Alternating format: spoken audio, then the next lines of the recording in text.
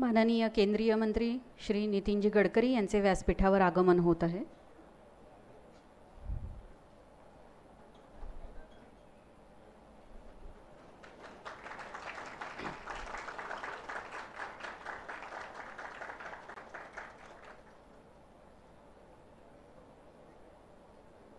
स्वागतम स्वागतम.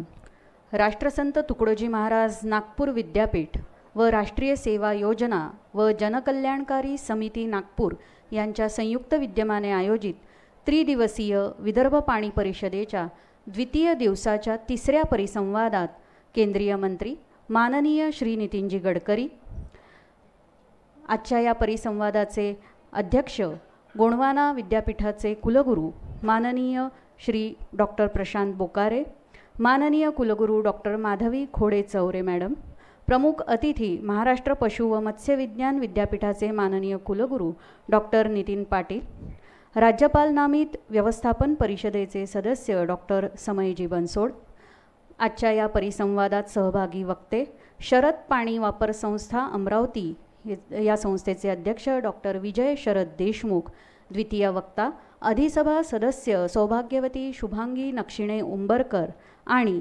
विदर्भातील कृषीयोग्य पाण्याचा वापर व त्यातील पाणी वापरा संस्थाची भूमिका या परिसंवादात उपस्थित समस्त अतिथीवृंदांचे मी डॉक्टर अमृता इंदुरकर मनपूर्वक स्वागत करते. सर्वप्रथम पाहुण्यांच्या स्वागताकडे वळूया आपण. केंद्रीय मंत्री माननीय नितीनजी गडकरी यांचे स्वागत माननीय कुलगुरू डॉक्टर माधवी खोडे चौरे करतील अशी मी त्यांना विनंती करते.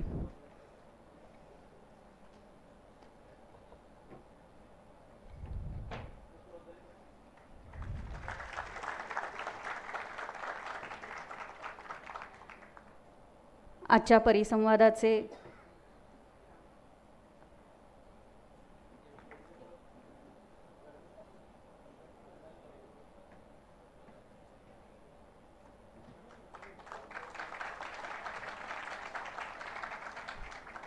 परिसंवादाचे अध्यक्ष गोंडवाना विद्यापीठाचे माननीय कुलगुरू डॉक्टर प्रशांत बोकारे यांचे स्वागत डॉक्टर बाबासाहेब आंबेडकर विधी महाविद्यालयाचे प्राचार्य डॉक्टर रविशंकर मोर करतील अशी मी त्यांना विनंती करते.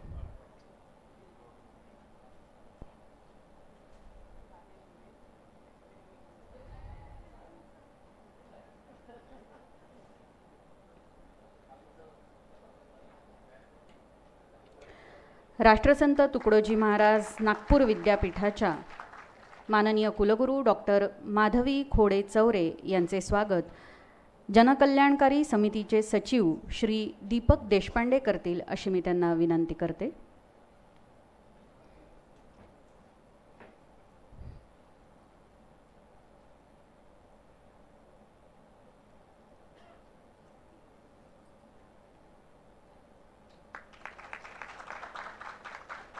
पशु व मत्स्य विज्ञान विद्यापीठाचे माननीय राज्यपाल नामित व्यवस्थापन परिषदेचे सदस्य डॉक्टर समय बनसोड यांचे स्वागत श्री अजयजी चव्हाण करतील अशी मी त्यांना विनंती करते.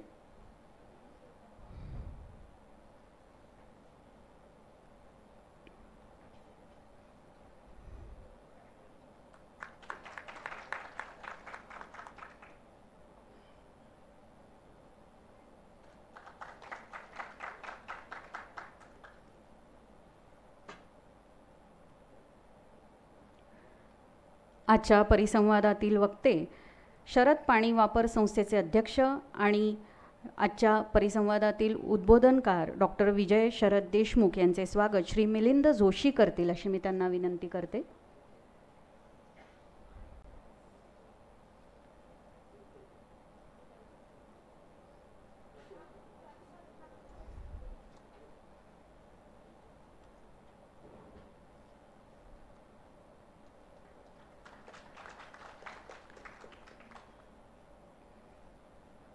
परिसंवादातील द्वितीय वक्ता अधिसभा सदस्य सौभाग्यवती शुभांगी नक्षिणे उंबरकर यांचे स्वागत डॉक्टर अर्चना पत्की करतील.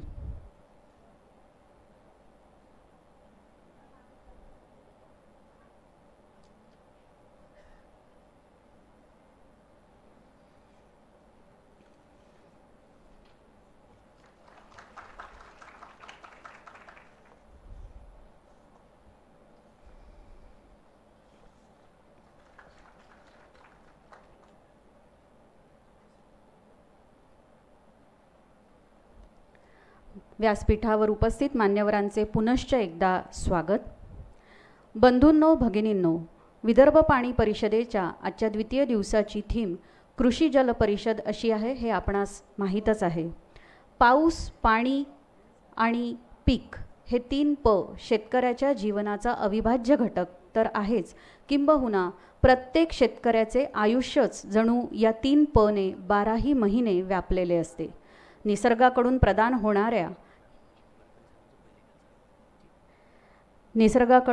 होणाऱ्या या 3ही गोष्टी त्याला वेळेत प्राप्त झाल्यात तर बळीराजा सुखावतो, नाहीतर त्याच्या वाट्याला घोर निराशाच येते. आभाळाच्या कुशीतून आज एक थेंब आला, होता दूरचा प्रवास, दिसला तो थकलेला. मीही पुसले तयाला, कारे एकला आलास, तुझा सारा गोतावळा कुण्या गावी ठेवलास.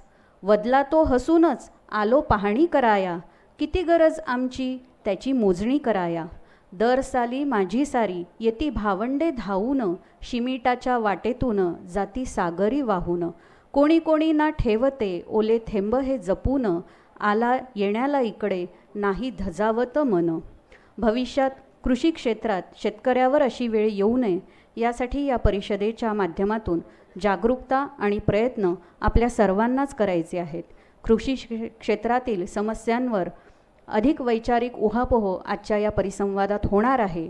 पण तत्पूर्वी माननीय केंद्रीय मंत्री श्री नितीनजी गडकरी यांना आजच्या या परिसंवादातील उद्बोधनपर आणि मार्गदर्शन भाष्य करण्यासाठी मी सविनय आमंत्रित करते.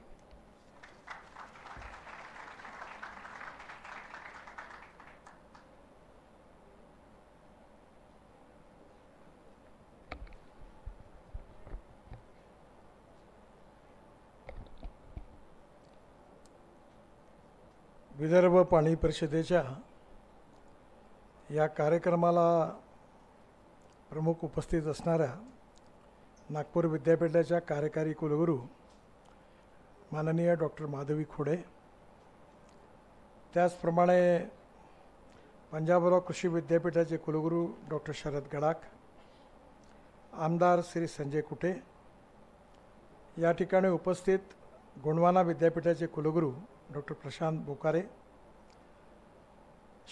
अध्यक्ष शरद पाणी पुरवठा संस्था अमरावती त्याचे श्री विजयराव देशमुख, डॉक्टर शुभांगी उंबरकर, त्याचप्रमाणे डॉक्टर समय बनसोड आणि उपस्थित सर्व बंधूंनो आणि भगिनींनो, अतिशय जिव्हाळ्याच्या आणि व्यक्तिगत माझ्या दृष्टीने अतिशय हृदयाशी जुळणारा हा विषय आहे आणि म्हणून मुद्दामून मी या कार्यक्रमाकरता आवर्जून उपस्थित राहिलो. विदर्भामध्ये गेल्या कार्यकाळामध्ये 10,000पेक्षा जास्त शेतकऱ्यांनी आत्महत्या केल्या आहेत. या आत्महत्येचं कारण काय याच्यावर पुष्कळ अध्ययन झालेलं आहे. पण त्यातल्या प्रमुख कारणामध्ये एक कारण असं आहे की आपल्या विदर्भामध्ये सिंचनाचा अभाव ही आपली सगळ्यात मोठी समस्या आहे. कॉटन प्राईस मेकॅनिझम ही दुसरी समस्या आहे. आणि ज्या आत्महत्या झाल्या त्या अकोला, वाशिम, बुलढाणा, यवतमाळ आणि अमरावती आणि वर्धा या 6 जिल्ह्यात झाल्या. त्यामुळे येणाऱ्या काळामध्ये आपल्याला आपला उत्पादन जर वाढवायचं असेल तर त्यामधला एक प्रमुख भाग आहे जलसंवर्धन. आणि जोपर्यंत पाण्याची उपलब्धता होणार नाही तोपर्यंत शेतकऱ्यांच्या आत्महत्या काही थांबू शकत नाही. आता प्रत्येक ठिकाणी मोठे मोठे प्रकल्प टाकले पाहिजे, अनेक प्रकल्प झाली पाहिजे, ही अपेक्षा लोकांची आहे. पण शासनाच्या प्रायोरिटीमध्ये आणि एवढे पैसे देऊन हे कामं पूर्ण करणं यात अनेक अडचणी आहेत. मधल्या काळामध्ये मी ज्यावेळी वॉटर रिसोर्सेस मंत्री होतो त्यावेळी प्रधानमंत्री सिंचाई योजनेमध्ये आणि बळीराजा योजना 2 योजनांच्या अंतर्गत त्यावेळी कमीत कमी 15,000 ते 16,000 कोटी रुपये जे अपूर्ण प्रोजेक्ट होते ते पूर्ण करायला दिले. त्यातला बुलढाणा जिल्ह्यातला जिगाव प्रकल्प होता आणि पश्चिम महाराष्ट्रामधला टेंभू, म्हैसाळ या सगळ्या प्रकल्पाला त्यावेळी पूर्ण करण्याकरता पैसे दिले. आणि मला अतिशय आनंद झाला की यावेळी आत्ता महाराष्ट्राच्या निवडणुकीच्या वेळी मी जेव्हा मराठवाड्यातून हेलिकॉप्टरने सांगली जिल्ह्याकडे जात होतो त्यावेळी सांगोला आणि त्या सर्व भागामध्ये पाणी पोहोचलं. आडगाव आर पाटील यांचा तो मतदारसंघ आहे सांगली जिल्ह्यातला आटपाडी, त्या सगळ्या भागामध्ये आता पाणी पोहोचलं. तो दुष्काळी भाग होता. आणि म्हणून आज आपल्या विकासाचा, ग्रामीण आणि कृषी विकासाचा संबंध हा कृषी क्षेत्राशी आहे. आणि आपल्या देशामध्ये परिस्थिती अशी आहे की आपल्या GDP ग्रोथमध्ये टोटल 52 ते 54% कॉन्ट्रीब्युशन सर्व्हिस सेक्टरचं आहे आणि जवळपास 22 ते 24% मॅन्युफॅक्चरिंग सेक्टरचं आहे आणि कृषी क्षेत्राचं कॉन्ट्रीब्युशन 12 ते 14% फक्त आहे. आणि कृषी क्षेत्रावर जी जनता अवलंबून आहे त्याची लोकसंख्या आपल्या देशाची 60 ते 65% आहे. म्हणजे 60 ते 65% जी जनता आहे ती आज सामाजिक, आर्थिक, शैक्षणिकदृष्ट्या मागासलेली आहे आणि त्यातूनच कोणाच्या मानेला खास सुटले म्हणून त्या लोकांनी आत्महत्या नाही केल्या, पण परिस्थितीची विवशता म्हणून त्यांनी आत्महत्या केल्या. आणि त्यातला प्रमुख संबंध जो आहे तो पाण्याशी आहे. पाण्याच्या बाबतीमध्ये मोठे प्रकल्प आहे, मध्यम प्रकल्प आहे, लघु प्रकल्प आहे, मालगुजारी तलाव आहेत. हे सगळे सरकारी योजनेतून होतात आणि सरकार लेवलवर या सगळ्या योजनांचा आपण सगळेजण सरकारने काम केलं पाहिजे, आपल्या सगळ्यांची अपेक्षा पण आहे. पण सरकारमध्ये कोणाही पार्टीचं सरकार हो, एका वेळी 50 प्रकल्पाचं भूमिपूजन होतं. कारण भूमिपूजन होणार याच्यावर एक निवडणूक ते आमदार साहेब जिंकतात, दुसरी भूमिपूजन प्रत्यक्ष होऊन कामाला सुरुवात झाली म्हणून जिंकतात आणि प्रत्यक्षात त्या कामावर प्रोव्हिजन असते, काम असतं. जे गोसीखुर्दचं उदाहरण आहे की मुळात प्रकल्प जो होता तो होता 360 कोटीचा आणि आतापर्यंत त्या प्रकल्पावर 12,500 कोटी खर्च झाले. त्यातले 6,000 कोटी रुपये मी राष्ट्रीय प्रकल्प म्हणून रॉटरीज म्हणून त्यावेळी दिले आणि आता प्रकल्प पुन्हा बंद पडलेला. त्याचं पुनर्वसनही व्यवस्थित नाही झालं आणि आजही त्या पुनर्वसनाचे प्रश्न आहेत. आणि त्यामुळे आता त्यातलं परत युटिलायझेशन आलं, पाणी आलं आता. आणि जवळपास प्रकल्पाची कहाणी अशी आहे की असं जर केलं तर ते पॉलिटिकली शक्य नाही आहे की जेवढे पैसे आहेत तेवढे प्रकल्प. जसं आमच्याकडे सेंट्रल रोड फंड आहे तर तो दरवर्षी पेट्रोल डिझेलच्या सेसवर होतो. तर माझ्याकडे 700 कोटी रुपये आहे आणि माझ्याकडे विमानाने दिल्लीला आमदार साहेब पोचतात सगळे आणि मला म्हणतात माझं काम मंजूर करा. आता 7,000 कोटीच्या अगेन्स्ट मी 7,000 कोटीचे कामं मंजूर केले. आता अनेक ठिकाणी सरकारमध्ये हे सगळे होता होता वेळ लागतो आणि त्यामुळे मी कसं तरी ते ढकलत नेतो. पण आता मी जर पलीकडे मंजूर केले तर होणारच नाही काम. आणि म्हणून काम बजेट किती आणि मंजुरी किती याचा काही संबंध नसल्यामुळे जनता आनंदी होते, नारळ फुटतात, फोटो निघतात आणि प्रकल्प 25-25 वर्ष होत नाहीत. आणि हे पॉलिटिकल मजबुरी आहे, त्याला राजकीय लेखांना दोष आहे आणि पाण्याला प्रायोरिटी नाही आहे. म्हणजे मी जेव्हा आमदार होतो तेव्हा BT देशमुख आणि आम्ही अनुशेषाच्या मुद्द्यावर खूप लढाई झाली. आम्ही ॲडव्होकेट जनरललाही आणलं होतं. विदर्भ, मराठवाडा या भागातल्या मागासल्या भागाला पाणी कसं मिळालं पाहिजे म्हणून. त्यानंतर बरेच राज्यपालांच्या अधिकाराच्या खाली ते मंडळ स्थापन झालं. पण मुळामध्ये प्रश्न असा आहे की हे सरकारी लेवलवर मोठे प्रकल्प, मध्यम प्रकल्प होत राहतील. यात आपल्या सगळ्यांना काही करता येण्यासारखं आहे का, हा खरा मुद्दा आहे. आणि या मुद्द्यामध्ये विचार करायला जे पॉझिटिव्हिटी समोर ठेवून काम करतात आणि ज्यांना समाजाकरता काही करण्याची इच्छा आहे असे बरेच लोक माझ्यासमोरही बसले आहेत आणि ज्यांनी उत्तम काम केलेलं आहे. धावणाऱ्या पाण्याला चालायला लावा, चालणाऱ्या पाण्याला थांबायला लावा आणि थांबलेल्या पाण्याला जमिनीला प्यायला लावा. गावातलं पाणी गावात, घरातलं पाणी घरात, शेतातलं पाणी शेतात.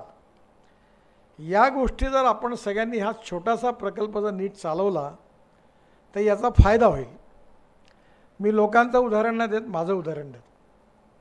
माझ्याकडे 3 विहिरी आहे आणि उन्हाळ्यामध्ये एप्रिल मेमध्ये 1 तास पंप चालायचा. नंतर मी माझ्या गावच्या नदीचं खोलीकरण झालं नाल्याचे खोलीकरण बाजूला केलं, नाले मोठे मोठे केले. आणि आता मे महिन्यातही माझ्याकडे 8 तास पाणी चालतं. 60 एकर जमीन पूर्ण पाण्याखाली आली आणि माझं उत्पन्नही वाढलं. आणि 7.5 हॉर्स पॉवरचे 3 पंप लावले आहेत आणि ड्रीप इरिगेशन आहे आणि चांगलं उत्पन्न होतं. पाण्यामुळे पुष्कळशा व्यवस्था झाल्या. आज आपल्या इथे वर्धा जिल्ह्यामध्ये, बुलढाणा जिल्ह्यामध्ये गडाख साहेब बसले आहेत. त्यांच्या ह्याच्यात आम्ही NHIचे जे रस्ते बांधतो त्यात आम्हाला माती लागते. मी सगळ्या आमदारांनाच विनंती केली, सांगितलं, पण फारसा उत्साहाने कोणी भाग नाही घेतला. सर्वपक्षीय आमदारांना सांगितलं, पण देवेंद्रजींच्या मागे लागून त्यांनी एक चांगला कायदा केला की नदी नाल्याचं खोलीकरण जर केलं तर त्याच्यावर जे ॲग्रिगेट मटेरियल NHIने काढलं तर त्याच्यावर रॉयल्टी लागणार नाही. आणि म्हणून मला ज्यांनी परवानगी दिली त्यांच्या मी तलाव बांधले. गडाख साहेबांचा मी आभारी आहे. त्यांनी मला परवानगी दिली. मी पंजाबराव कृषी विद्यापीठ आम्ही NHIतर्फे फुकट 36 तलाव बांधले. व्हेटरनरी युनिव्हर्सिटीमध्ये 9 तलाव बांधले. साहेबच सांगतील की आता त्यांच्याकडे मी बघायला गेलो, परवा हेलिकॉप्टरने बघितलं, आज तलावात पाणी भरलेलं आहे. आणि त्याच्यामुळे मूर्तिजापूरच्या भागामध्ये वॉटर कॉन्झर्वेशन झालं, तिकडे खानपान पट्ट्यातही पाणी आलं. आणि जे 350-400 एकर सिंचन होतं ते आता किती एकर झालं साहेब? 1200 एकर सिंचन झालं. आणि आताच त्यांनी मला सांगितलं की रेकॉर्ड ब्रेक सीड उत्पन्न पण झालं. म्हणजे बुलढाणा जिल्ह्यामध्ये हे जसं उदाहरण आहे तसं बुलढाणा ते अजिंठा हा जगप्रसिद्ध रस्ता आहे. त्या रस्त्याला आम्ही कॉन्क्रीट रोडने बांधलं तेव्हा पाटील नावाचे बांधकाम विभागातले अधिकारी त्यांनी खूप मेहनत केली आणि चांगलं काम केलं. आणि त्यांनी स्वतः याच्यात इंटरेस्ट घेतला, अभ्यास पण चांगला केला. आणि त्यावेळी या पूर्ण रस्त्यावर तलाव बांधले, नदी नाल्यांचं खोलीकरण केलं. जवळपास 17,000 धनगर समाजाची लोकं तिथून मायग्रेट व्हायचे. गाव सोडून पावसाळ्यात निघून जायची बकऱ्या मेंढ्या घेऊन. पण आता त्या ठिकाणी आम्ही सगळे तलाव खोल केले, खोलीकरण रुंदीकरण केलं. त्याचा परिणाम असा झाला की ते 17,000 लोक आता गाव सोडत नाही. आणि परवा बुलढाणा जिल्ह्यातले खासदार आणि मंत्री प्रतापराव जाधव यांनी मला सांगितलं की आता मक्याचे 2-2, 3-3 पिकं घ्यायला लागले. आणि तुमच्या या प्रकल्पामुळे सगळीकडे हिरवं झालं आणि आमच्या जिल्ह्यामध्ये उत्पादन वाढलं. म्हणजे फुकट काम झालं. असे 1000 तलाव जवळपास करण्याची संधी आमच्या विभागाला मिळाली. आणि त्यानंतर मी ज्या NGOमध्ये काम करतो, हे बसले आहेत तिकडे सगळेजण, माधव कोटस्थाने, दत्ता जामदार, पाटील साहेब बसले आहेत. यांनी पुण्यामध्ये खडकवासल्याला चांगलं काम केलं. बाकी आपले अनेक लोक आहेत सगळी. त्यामुळे येणाऱ्या काळामध्ये विद्यापीठातील विद्यार्थ्यांनी जर या कामामध्ये पुढाकार घेतला आणि खताच्या रिकाम्या बॅग ज्या आहेत त्याच्यामध्ये रेती भरून जरी पाणी अडवलं तरी आपण खूप मोठा चमत्कार करू शकतो. आणि म्हणून पाणी अडवा आणि पाणी जिरवा हा जो कार्यक्रम आहे हा सामाजिक संस्थांनी आणि विद्यापीठांनी या कामात पुढाकार घ्यावा या भावनेने नागपूर तुकडोजी महाराज कृषी विद्यापीठाच्या तर्फे आपण सगळ्यांनी हा कार्यक्रम घेतला. याबद्दल मला मनापासून अतिशय आनंद आहे. मी आपल्या कार्यकारी कुलगुरू डॉक्टर माधवी खोडे आणि त्यांच्या सर्व सहकाऱ्यांना मनापासून धन्यवाद देतो आणि त्यांचं अभिनंदन करतो. कारण विद्यापीठामध्ये नीड बेस्ड रिसर्च झाला पाहिजे. तिथल्या भागातला विकासामध्ये विद्यापीठाची भूमिका असली पाहिजे. नाही तर 6वं 7वं वेतन घेत राहते, बाकीची जनता तशीच राहते. श्रीकांत जिचकार नेहमी म्हणायचे. आता मी त्यांच्याच मताचा. मी आत्ता आपल्या गडाख साहेबांना सांगितलं की तुम्ही बियाणं तयार करा, ब्रँडिंग करा, विका आणि त्यातून प्राध्यापकांचे पगार द्या. आणि नाही आला तर त्यांना म्हणा पुढचे जेव्हा तेवढे पैसे तेव्हा मिळतील म्हणा. कारण शेक लागल्याशिवाय कोणी कामच नाही करत. म्हणून मी ज्यावेळी मंत्री होतो महाराष्ट्रात तेव्हा मनोहर जोशींना मी सुचवलं होतं की कृषी विद्यापीठाला जमीन द्या, सीड प्लॉटची परवानगी द्या, ब्रँडिंग करायची परवानगी द्या आणि त्यांनी त्यांचा पगार काढायचा. ॲडमिनिस्ट्रेटिव्ह एक्सपेंडिचर त्यांनी काढायचा. नाही तर मग काही उपयोगच नाही. कलरलेस, टेस्टलेस, ऑर्डरलेस खूप लोक आहे. तुम्हाला नाही म्हणत, पण मी सरकारमध्ये सांगतो, तुम्ही तर वर्मिकल्चर करायच्या लायकीचे नाही आहात. कशा करता सरकारमध्ये पाहिजे आणि जनतेने ते का सहन करायचं? हे फुकटछाप लोक आपल्याला नाही पाहिजे. गाय ठेवायची असेल तर दूध देणारी पाहिजे. नाही आमच्याकडे गाय आहे, अरे काय नाही, दूध नाही देत, बाकड आहे, मग ठेवून काय करायचं? शेवटी जनतेला पाहिजे दूध देणारी गाय. आणि त्यामुळे मला खूप आनंद आहे की विद्यापीठाने यात इनिशिएटिव्ह घेतला आणि आपण सगळे त्याला खूप चांगलं काम करू शकतो. आणि मी तर एवढा विद्वान नाही आहे, पण आता मला 13वी डिलीट मिळाली आणि महाराष्ट्रातल्या सगळ्या कृषी विद्यापीठाच्या डिलीट मिळाल्या. खरं म्हणजे माझं डिपार्टमेंट वेगळं आहे, टनेल्स रोड ब्रिजेसवाला आहे, पण मी सध्या 80% काम शेतीतच करतो, पाण्यात वगैरेच करतो. मी काही फार तिकडे लक्ष देत नाही. त्यामुळे या विषयामध्ये मला पूर्ण विश्वास आहे की तुम्ही जर हे पाणी अडवा, पाणी जिरवा, नदी खोलीकरण, रुंदीकरण, मालगुजारी तलावाचा गाळ काढणं, अशा प्रकारचे कार्यक्रम जर केले, मोठे मोठे सिंचन प्रकल्पात गाळ साचला तो बाहेर काढला, आणि काही ठिकाणी आता आपण रेल्वेची कामं सुरू आहे, NHAIची कामं सुरू आहे, तर जवळपासची कामं शोधून तुम्ही जर आला तर सांगितलं तर आपल्याला आम्ही फुकट काम करून देऊ. मी आता दिल्लीमध्ये 4 मोठ्या टेकड्या आहेत कचऱ्याच्या, पण सरकारमध्ये सगळेच विचार करणारे लोक आहेत, विद्वान आहेत, त्यामुळे निर्णय करायला अडचण राहते. मी 5-7 वर्ष मागे लागलो की या कचऱ्याला सॅग्रिगेट करू, कोणी करायचा याच्यावर खूप चर्चा झाली. आणि परवा मग आता दिल्लीच्या मुख्यमंत्री माझ्याकडे आल्या आणि आता त्यांनी सगळं धोरण ठरवलं नाही. आम्ही आत्तापर्यंत 80 लाख टन कचरा हा रस्त्यात टाकला. माझी खोडे मॅडमांना विनंती आहे की नागपूर महानगरपालिकेने नेदरलँडच्या कंपनीबरोबर एक प्रकल्प टाकला आहे भांडेवाडीला. त्याच्यामुळे कचऱ्याचं डंप यार्ड कमी झालं आणि त्या प्रकल्पात कचरा सॅग्रिगेट करून कचऱ्यापासून आता बायो CNG तयार होणार आहे, खत तयार होणार आहे, आणि त्याचबरोबर त्याच्याकडनं काही प्लास्टिक आपण जाळू शकू बॉयलरमध्ये, तेही पण मिळणार आहे RDF. आणि सुंदर प्रकल्प आहे, तुम्ही विद्यापीठाचा जरूर स्टडी करायला लावा.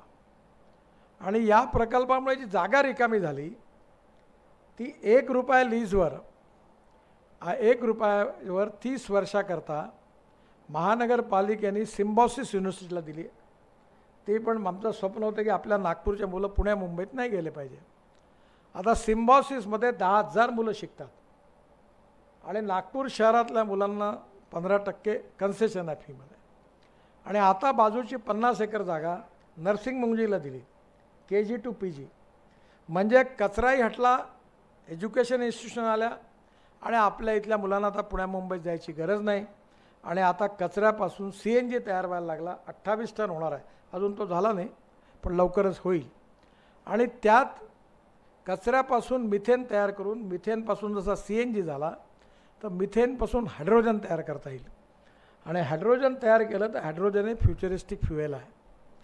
त्यामुळे येणाऱ्या काळामध्ये आपल्याला आपल्या भागातले स्ट्रेंथ आणि विकनेसेसचा विचार करून त्या प्रकारचं शिक्षण आपण विद्यार्थ्यांना उपलब्ध करून दिलं तर नक्कीच मला असं वाटतं की आपल्या इथल्या विद्यार्थ्यांना खूप याचा फायदा होईल. काल माझ्याकडे आपल्या इथे एक लॅबॉरेटरी येऊन राहिली आहे, हे जे इलेक्ट्रॉनिक्समध्ये आपले सेमीकंडक्टर त्याचं टेस्टिंग करणारी. काल मी धापडाला होतो, त्यांना घेऊन ते इन्व्हेस्टर माझ्याकडे आले आणि त्यांनी मला सांगितलं की मला 450 इंजिनियर्स पाहिजे आणि त्याचा मिहानमे टाकून द्यायला. म्हणजे येणाऱ्या काळामध्ये आपल्याला ज्या इंडस्ट्रीला जशा प्रकारची मॅनपॉवर पाहिजे ती तयार करणं, या भागातल्या ग्रामीण भागामध्ये कोणती धोरणं आखून कुठल्या दिशेने आपल्याला जेणेकरून त्याचं काम होईल. जसं आज पाण्यावर काम केलं तसं माझं आपल्याला आणि गडाख साहेबांना विनंती आहे की आपण आता विशेषतः व्हाईट कोलवर काम केलं पाहिजे. आपल्या धुऱ्यावर आपण बांबू लावला पाहिजे आणि बांबू लावल्यानंतर त्याचे 7 किंवा 8 mmचे जर तुकडे केले तर ते आपण जळण्याकरता वापरू शकतो.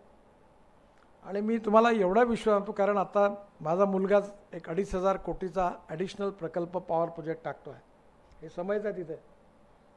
आणि त्या प्रकल्पामध्ये मी यांना आग्रह धरला की कोळसा नाही, आता बांबू वापरायचा. तर मला रोज 600 ट्रक बांबू पाहिजे. तर 600 ट्रक बांबू म्हणजे 50,000 लोकांना काम मिळेल. आणि तो बांबू लावून उसाच्या भावाने बांबूची खरेदी करू आणि त्याच्यात कार्बन डायऑक्साईड कमी येणार आहे, त्यामुळे कार्बन न्यूट्रल होईल आपला भाग. आणि तो सगळा बांबू जर शेतकऱ्यांना लावला तर बांबू ग्रास आहे आणि तो बांबूच्या याच्यात वापरला तर व्हाईट कोल म्हणून आपल्याला वीजही मिळेल आणि एकीकडे आपल्याला हा प्रश्नही सुद्धा. आता ह्या प्रकल्पाकरता समयाला माहिती आहे की सिमेन्स कंपनी टर्बाईनचा टेंडर भरायला तयार नाही, कारण युरोपियन देशात त्यांचं हेड ऑफिस आहे, त्यांनी निर्णय केला की कोळशापासून होणार असेल तर आम्ही टेंडर नाही भरणार. जगामध्ये अवेअरनेस आलेला आहे. त्यामुळे आता मी त्यावेळी आपले थर्मॅक्स कंपनीचे लोकांना सांगितलं की तुमचा बॉयलर घेताना तुम्ही आम्हाला हे बांबूची व्यवस्था करून द्या, कारण या प्रकल्पातून विदर्भातल्या शेतकऱ्याचं कल्याण झालं पाहिजे. अशा अनेक गोष्टी आहेत की टेक्नॉलॉजी बदलत चाललेली आहे. Innovation, science, technology, research, skill, successful practices, we name it as knowledge, and conversion of knowledge into wealth is the future. आणि म्हणून आज आपल्याला पाण्याच्या प्रश्नावर पहिल्यांदा आपण जे जलसंवर्धन विषय मांडतो ह्याच्याबरोबर दुसरा एक विषय मांडला पाहिजे. आपल्या समाजामध्ये काही लोक असं म्हणतात की देशात पाण्याची कमी आहे. हे पाण्याची कमी आहे हे जे म्हणतात हे बरोबर नाही आहे. मी स्वतः वॉटर रिसोर्स मंत्री होतो. आज किती पूर येतात. तुम्हाला एकच गोष्ट सांगतो की आपल्या गडचिरोलीच्या पुढे तेलंगणाने 80,000 कोटीचा मोठा प्रकल्प टाकला. काय कालस्वर काय, हां, आता तो मीच मान्यता दिली होती त्याला. आता त्या प्रकल्पाच्या वेळी त्याच्या पुढे आंध्र प्रदेशमध्ये एक मोठा 60,000 कोटीचा प्रकल्प आहे. तोही पण मीच त्यावेळी पैसे दिले आणि मंजूर केला, पोलावरम. आता या पोलावरम प्रकल्प झाल्यानंतर हे जे पाणी येतं ओरिसातून, महानदीतून, जे छत्तीसगडमध्ये येऊन गडचिरोलीत येतं आणि ही गोदावरी पुढे जाते आंध्रमध्ये, तर ते 1300 TMC पाणी समुद्रात जातं. 1300 TMC. तर मी त्यावेळी त्यांना असं म्हटलं की एवढं पाणी समुद्रात चाललं तर ते आपण वापरत का नाही. तर त्यावेळी आम्ही 49 प्रकल्प तयार केले होते. आणि या प्रकल्पामध्ये हे जे पाणी समुद्रात जातं ते त्या ठिकाणी गोदावरीचं पाणी कृष्णेमध्ये, कृष्णेचं पेन्नारमध्ये आणि पेन्नारचं कावेरीमध्ये आणि कावेरीचं पाणी टेल एंड टू तामिळनाडू. मी तामिळनाडूचे मुख्यमंत्री आणि कर्नाटकचे मुख्य दोघांना बोलावलं. तुम्ही कशा करता भांडता म्हटलं. हे पाणी नेण्याची योजना जर झाली तर तुम्हाला सगळ्यांना पाणी भरपूर मिळेल. कर्नाटक, तामिळनाडू, तेलंगणा, आंध्र पाण्याची कमीच नाही आहे. आणि इकडे उत्तरेमध्ये तर गंगा, यमुना दुथडा भरून वाहतात. नेपाळमध्ये अशी स्थिती आहे की आपण 6,000 मेगावॅटचं एक धरण बांधायचं मी त्यावेळी ठरवलं. त्यात आधीच याच्यात सही होऊन गेली की 2,000 कोटी रुपये नेपाळ देणार, कारण 58,000 कोटीचा प्रकल्प आहे. मग नेपाळजवळ पैसे नाही आणि 6,000 मेगावॅट पॉवर होणार, त्यातली 4,000 मेगावॅट भारताला मिळणार, 2,000 मेगावॅट नेपाळला मिळणार. मग जेव्हा प्रधानमंत्री तिथले मला भेटले, मी त्यांना म्हटलं मला सांगणं बरोबर नाही पण मी तुम्हाला एक सांगू का. ते म्हणाले काय. म्हटलं तुमच्यावर 2,000 कोटी आहे का. म्हणजे नाही. म्हटलं तुम्ही हात वरती करा आणि तुम्ही सांगा 2,000 कोटी रुपयाची किंमत आहे ती पॉवर मी भारताला देतो. ज्या दिवशी माझे 2,000 कोटी निघतील त्या दिवशी पॉवर मला द्या. तोपर्यंत तुम्ही असं करा, 2,000च्या ऐवजी 1,500 द्या. 500 मेगावॅट तुमच्या राज्यात वापरा, नेपाळमध्ये वापरा आणि हा प्रकल्प होऊन जाईल. तर या केला प्रकल्प तर कधी बिहारमध्ये, ओरिसामध्ये पूरच नाही येणार, बंगालमध्ये.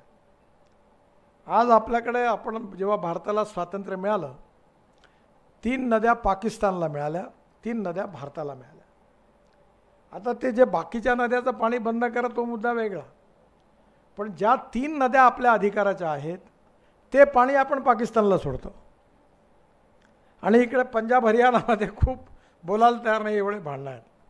मी दोघांना सांगितलं त्यावेळी याच्यामध्ये एकत्र भांडणं एवढी राज्याची की कोणी एकमत करायला तयारच नव्हतं. 1970 पासून 23 भांडणं पडली होती. मी वॉटर रिसोर्स मंत्री असताना ठरवलं, सगळ्या मुख्यमंत्र्यांना बोलवलं आणि मी बोललो दरवाजा बंद करतो, मतलब जब तक आपका एकमत नहीं होता मैं दरवाजे नहीं खोलता म्हणलं. मी जवळपास 23 पैकी 19 झगडे मिटवले आणि आज त्याच्यानंतर 4 प्रकल्प आता हिमाचल आणि उत्तराखंडमध्ये होणार आहे आणि यमुनेमध्ये एवढं पाणी येणार आहे की 2090पर्यंत दिल्लीला पाण्याचा प्रश्न राहणार नाही. आणि प्रकाश सिंग बादल मुख्यमंत्री आहे, त्यांच्या मतदारसंघात तिकडे एक इंदिरा कॅनॉल आहे, तो पूर्ण पंजाबमधून राजस्थानपर्यंत जातो, फुटला होता पूर्ण. त्याला 2,500 कोटी कॉन्क्रिटीकरणाकरता दिले आणि आता स्थिती अशी आहे की राजस्थानच्या 7 जिल्ह्यांना ॲडिशनल पाणी मिळालं कारण कॅनॉल दुरुस्त झाला. त्यामुळे आपल्या इकडे पाणी भरपूर आहे, आपण पूर बघितले आहेत. आणि म्हणून पूर जेव्हा होतो तेव्हा जसं आपल्याकडे पॉवर ग्रीड आहे, रोडचं ग्रीड आहे, नॅशनल ग्रीड आहे, तसं वॉटर ग्रीड तयार करण्याची आवश्यकता आहे. Taking water from one basin to another basin. आणि हे जर आपण केलं तर आता तो बुलढाणा जिल्ह्यात गोदावरीचं पाणी नेण्याचं प्रपोजल आहे, नळगंगा, ते असे अनेक प्रकल्प आहे. पण मोठी प्रकल्प करण्याकरता पैसा लागणार आहे, जमीन ॲक्वायर्ड करावी लागणार आहे, इकॉलॉजी अँड एन्व्हायरमेंटचा समतोल साधताना परवानगी घ्यावी लागणार आहे. हे जेव्हा व्हायचं आहे तेव्हा होत राहील. पण प्रत्येक लहान गावामध्ये आपल्या विद्यार्थ्यांनी, तुम्ही सगळ्यांनी मिळून एखादी सामाजिक सेवा संस्था तयार करून विद्यापीठाच्या मार्गदर्शनाखाली आपल्या गावातले नाले, नदी खोलीकरण केले, घराघरामध्ये पाण्याचं जलसंवर्धन केलं, तर मला असं वाटतं की आपण जसं नोकरी करतो आणि नोकरी करताना आपल्या पगारातली विशिष्ट अमाऊंट आपण बँकेमध्ये डिपॉझिट करतो आणि रिटायर्ड होतो तेव्हा PF आणि सगळे पैसे म्हणून एक मोठी अमाऊंट होते 20-25 लाखाची, ती बँकेत डिपॉझिट करून टाकतो आणि त्या व्याजावर मग आपण रिटायर्ड लाईफ घालवतो. मग आपण पाणी डिपॉझिट नाही करू शकत का? जर आज पुराचं पाणी असेल, ते पाणी आपण वाचवू शकत नाही का? ते पाणी जमिनीमध्ये डिपॉझिट करणं हाच खऱ्या अर्थाने एक छोटा म्हटलं तर मोठा पण अतिशय सहज करण्यासारखा उपक्रम आहे. आणि ज्यात सेवाभावी संस्था, NSS, विद्यापीठ, कॉलेजचे विद्यार्थी, प्राध्यापक यांनी आपल्या गावात जर हे केलं तर ही परिस्थिती बदलल्याशिवाय राहणार नाही. एक यातली अडचण आहे की आपण हे जे खोलीकरण, रुंदीकरण करत असताना आपल्या याच्यात एकंदर 10 प्रकारचे रॉक्स आहेत. जिओलॉजी, जिओफॉर्मॉलॉजी, मिनरॉलॉजी आणि क्रिस्टोग्राफी हे भूगर्भशास्त्रातले 4 पार्ट आहेत. आणि त्यामध्ये काही पाणी पिणारे रॉक आहे आणि काही पाणी न पिणारे आहेत. त्यामुळे तुम्ही हे काम करत असताना जोपर्यंत पाणी पिणारा रॉक लागत नाही तोपर्यंत खाली जाणं आवश्यक आहे. ते जे रॉक आहे त्याचे 10 प्रकार आहे. Talc, gypsum, calcite, apatite, orthoclase, quartz, corundum, diamond. तर डायमंड हे हार्डेस्ट मटेरियल आहे, पण आपल्याकडे सगळ्याच ठिकाणी चुनखडी आहे, कुठे वेगवेगळ्या प्रकारचे रॉक आहेत. तर तुम्हाला आपला हिमालय जो आहे, मी एवढे टनेल आणि रोड बांधतो आहे, आम्हाला हिमालय म्हणजे पहिले पाहिली टेकडीची गणपती, आपला जिथे ती टेकडी पाहिली, काळा दगड, मग सह्याद्री पाहिला. तर माझ्या मनामध्ये मी अनेक दिवसापर्यंत हेच फरक की हिमालय म्हणजे दगड आहे मोठा. मी जेव्हा हिमालयाच्या सगळीकडे फिरलो, उत्तराखंड आणि सगळ्या टनेल्स बांधताना, तेव्हा लक्षात आलं हिमालय म्हणजे मातीचा ढिगारा. मातीमध्ये एक छोटा पांढरा दगड दुष्कन खाली पडतो आणि त्यामुळे प्रत्येक देशात, प्रत्येक भागात, region to region, district to district हा स्टार्टर वेगळा आहे. आणि म्हणून आपल्याला पाणी पिणाऱ्या स्टार्टर लागस्तोवर जमीन खोलीकरण करावं लागेल. रेल्वे करता, बिल्डिंग करता, रोड करता हे जे मटेरियल लागतं ॲग्रिगेट, ते महाराष्ट्र सरकारने GR काढल्याचा उपयोग करून कलेक्टरला जर विनंती केली तर ते मटेरियल जर मिळालं तर मला वाटते खूप मोठ्या प्रमाणात काम. आता या वाशिममध्ये हे काम करतात. वाशिम हा ॲस्परंट डिस्ट्रिक्ट आहे आणि मी पण आता वाशिममध्ये काही प्रकल्प सुरू करतो आहे. त्या प्रकल्पामधून त्या जिल्ह्यामध्ये खूपच वाईट स्थिती आहे. गडचिरोली आणि वाशिम हे सोशली, इकॉनॉमिकली, एज्युकेशनली बॅकवर्ड आहे, ॲस्परंट डिस्ट्रिक्ट आहे. आणि आता भारत सरकारने ॲस्परंट ब्लॉक्स पण काढलेले आहेत की ज्याचा सामाजिक, शैक्षणिक, आर्थिकदृष्ट्या मागासलेले आहेत. त्याचा वेगळा विचार करण्याची गरज आहे. आणि या सगळ्यामध्ये पाणी हा महत्त्वाचा मुद्दा आहे. पण पाणी आल्यानंतर केवळ तिथे आपण थांबलो तर आपलं पूर्ण यश नाही आहे. पाणी आल्यानंतर कोणतं क्रॉप लावायचं आणि क्रॉप लावताना एक्सपेंडिचर कॉस्ट कमी करायची आणि त्याचं आपलं प्रॉफिटेबिलिटी कशी वाढवायची, उत्पादन जास्त कसं वाढवायचं, हेही महत्त्वाचं आहे. नाही तर 1,00,000 रुपयाचं इन्कम आणि 95,000चं खतं बियाणं कसं परवडणार. आणि म्हणून येणाऱ्या काळामध्ये आपल्याला अल्टरनेटिव्ह जैविक खत असेल, ऑर्गॅनिक मॅन्युअल असेल, निरनिराळ्या प्रकारचे, आता आमच्याकडे आम्ही केसापासून ॲम्युनो ॲसिड तयार करतो. तो ॲम्युनो ॲसिड बेस्ड मायक्रोन्यूट्रियन्स तयार करतो.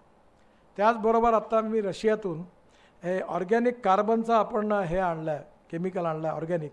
फार चांगला परिणाम आहे लॅबॉरेटरीत. आपल्या गडाख साहेबांनी बरेच प्रयोग केले आहेत. येणाऱ्या काळामध्ये मी आत्ताच त्यांना सांगितलं की माझ्याकडे एका एकरात 14.5 क्विंटल तूर झाली ऑर्गॅनिक. मग ते मी 75 क्विंटल झाली टोटल. मी ती सगळी डाळ तयार केली आणि डाळ तयार करून पुरती सुपर बाजारामध्ये विकायला ठेवली. आता माझी 160 रुपये किलो भाव ठेवला. माझी 80% डाळ विकल्या गेली. 10%च त्या स्टोअरला दिले तरी मला बाकी पैसे मिळाले. मग आता माझ्याकडे कांदा झाला. आता माझ्याकडे जवळपास 15 टन असेल. तर मी आता त्याला म्हटलं की याचे 1-1 किलोचं पॅकेज केलं आणि तो 1-1 किलोचा 1-1 कांदा आहे.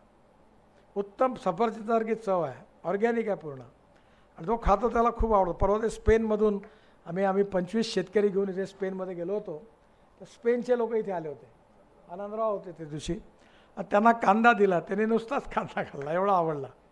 तर आपल्याला आता बियाण्यामध्ये, फर्टिलायझरमध्ये आपल्याला ड्रोननी स्प्रेइंग केलं. म्हणजे शेतकऱ्याचं ट्रेनिंग पण तुम्ही करा की आपण ऑर्गॅनिक मॅन्युअल वापरलं पाहिजे. मला जे उत्पादकांचं भूसुरक्षा खत आहे त्याचा फायदा झाला. ॲमिनो ॲसिड वापरलं, ड्रोननी स्प्रेइंग केलं. आणि ड्रोननी स्प्रेइंग केल्यानंतर जर आपण 1 एकर ऊसाला 4 पोते युरिया, 4 पोते मिश्रखत टाकत असू तर ड्रोनमध्ये 2 बाटल्या युरियाच्या आणि 2 बाटल्या सुपलाच्या, म्हणजे 5,000 ते 6,000 रुपये एकरी बचत होते आणि मला 88 टन उत्पन्न झालं. त्यामुळे येणाऱ्या काळात नॅनो युरिया आणि नॅनो मिश्रखत वापरता येईल. ड्रोननी स्प्रेइंग करणं आवश्यक आहे. आणि माझ्याकडे इलेक्ट्रॉनिक बैलजोडी आहे. ते निंदन वगैरे तेच करतं. आणि ड्रोनही आहे आणि आता इलेक्ट्रिक ट्रॅक्टर आहे. तो फुकट आहे कारण माझ्या घरावर सोलर लागला आहे. तर मी एक नवीन काम सुरू केलं की माझ्या आसपासचे 3 एकर 4 एकरचे जवळपास 25 एकरचे आता 10-12 शेतकरी निवडले. आणि त्यांच्यावर बियासाठी पैसे नाही, याच्यासाठी मी त्यांना मी तुम्हाला प्रॉफिट देतो. आणि मी आता ती काय केली यावेळी, आत्ता कालच मी गावात, आता मी चाललो गावालाच जाणार आहे. मी पूर्ण जमीन नांगरून टाकली इलेक्ट्रिकमध्ये. तो 1.5 तासात चालतो. तर मी त्याला सांगितलं आमच्या म्हणतात की सकाळी 5:30ला चालू कर ट्रॅक्टर, 1.5 तास काम कर, पुन्हा आपल्याकडे येऊन पुन्हा चार्ज कर, मग पुन्हा जा, असं 2-3दा कर. तर माझा डिझेल फुकट, डिझेलचा खर्च नाही. त्यामुळे माझी जमिनीचा नांगरणीचा खर्च 0, बियाणाचा खर्च करायचा आहे, ड्रोन माझ्याकडे आहे. तर मी त्या निमित्ताने त्या शेतकऱ्याचं उत्पन्न दुप्पट करून देण्याचा प्रयत्न करणार आहे. म्हणजे असेच तुम्ही केवळ पाणी आणून नाही चालणार. शेतकऱ्याला पाणी आल्यानंतर ड्रिपचा वापर करणं, उत्तम बियाणाचा वापर करणं, क्रॉप पॅटर्नमध्ये कोणतं पीक प्रॉफिटेबिलिटी जास्त आहे ते त्याला लावायला लावणं. आणि हे शेतकऱ्याला मार्गदर्शन केलं पाहिजे. आपण पहिले मका होता, 1.5 वर्षापूर्वी मक्याचा भाव होता 1200 रुपये क्विंटल आणि त्याची MSP होती 1800 रुपये क्विंटल. मी खूप पुष्कळ वाद झाले आणि मी सांगितलं मक्यापासून आपण इथेनॉल तयार करू आणि सरकारने शेवटी परवानगी दिली. आज आपल्याला सांगताना आज मक्याचा भाव 2600 रुपये क्विंटल आहे. 110 दिवसात मका येतो. लोक 2-2, 3-3 पिकं घेतात. आणि यावर्षी आता कृषी मंत्र्यांनी उत्तर प्रदेश, बिहार, पूर्ण देशात मक्याला भाव मिळाल्यामुळे 1900 ते 2200वर तो किती आला तरी स्थिर होईल. त्यात प्रॉफिट असल्यामुळे शेतकऱ्यांनी मका लावला. तेव्हा कोणत्या पिकाचं शॉर्टेज आहे, ग्लोबल इकॉनॉमीमध्ये कोणतं क्रॉप लावलं म्हणजे आपल्याला भाव मिळेल, हेही शेतकऱ्यांना समजावून सांगण्याची गरज आहे. आणि म्हणून आपण इंटिग्रेटेड अप्रोचमध्ये पाण्यापासून, बियाण्यापासून, खतापासून उत्पादन खर्च कमी करणारे उत्पादनापर्यंत आणि मग उत्पादनाची विक्री कशी करणं इथपर्यंतही पण आपल्याला मार्गदर्शन करावं लागेल. कारण दुर्भाग्य असं आहे की आपला शेतकरी या बाबतीमध्ये निश्चितपणे एवढा एज्युकेटेड नाही आहे. आणि म्हणून विद्यापीठातल्या अतिशय सुशिक्षित आणि उत्तम मुलांनी जर या इंटिग्रेटेड पाणी परिषदेपासून A to Z solution for all problems, याला पैसा नाही लागणार, हे जर तुम्ही दिलं तर विदर्भातला एकही शेतकरी आत्महत्या करणार नाही. विदर्भातल्या शेतीचं उत्पन्न वाढेल आणि त्यातून नक्कीच आपण हे चित्र बदलल्याशिवाय राहणार नाही. त्यामुळे एका चांगल्या कामाची सुरुवात आपण सगळ्यांनी केली आहे. याबद्दल मनापासून आपल्या सगळ्यांना खूप खूप धन्यवाद देतो आणि माझं बोलणं संपवतो. नमस्कार.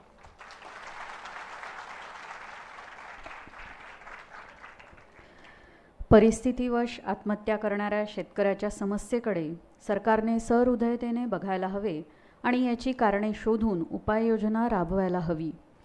प्रशिक्षण देखील शेतकऱ्यांना मिळायला हवे. या दृष्टीने पाणी ही कायमच प्राथमिकता असायला हवी सर्वांचीच. आणि शिवाय गावातले पाणी गावात, घरातले पाणी घरात आणि शेतीतले पाणी शेतात, ही जणू काही त्रिसूत्रीच माननीय केंद्रीय मंत्री नितीनजी गडकरी यांनी आज आपल्याला दिलेली आहे. खूप खूप धन्यवाद. यानंतर आज परिसंवादाला आपण सुरुवात करतो आहे. आजच्या